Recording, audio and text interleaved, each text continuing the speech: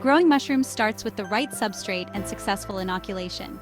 In this video, I'll show you how to choose and prepare suitable substrates like straw or coffee grounds and guide you through inoculating them with mushroom spawn to ensure healthy growth.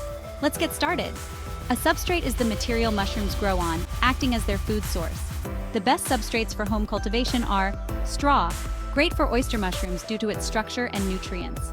Coffee grounds, a sustainable choice for beginners, rich in nutrients and already pasteurized. Sawdust, ideal for shiitake mushrooms and other wood-loving varieties. The choice of substrate depends on the type of mushroom you're growing.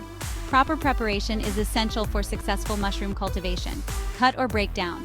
If using straw, cut it into small pieces for better colonization. Pasteurize or sterilize.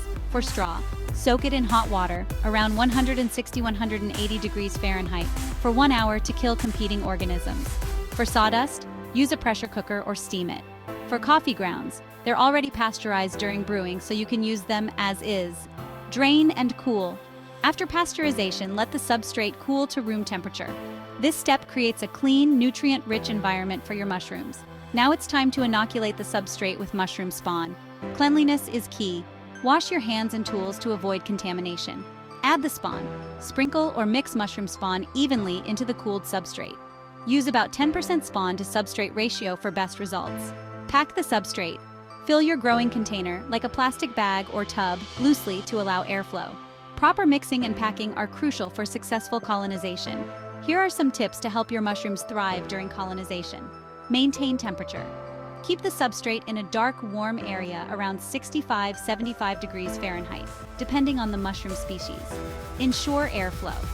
Poke small holes in plastic bags or leave the lid slightly open to allow gas exchange. Check moisture levels. The substrate should feel damp but not soggy. Mist lightly if it starts to dry out.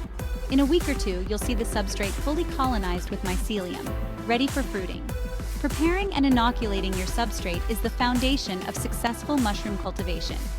By choosing the right material, pasteurizing it, and carefully adding your spawn, you're setting the stage for a bountiful harvest. Which substrate will you try first? Let me know in the comments, and don't forget to like and subscribe for more mushroom cultivation tips. Let's grow together.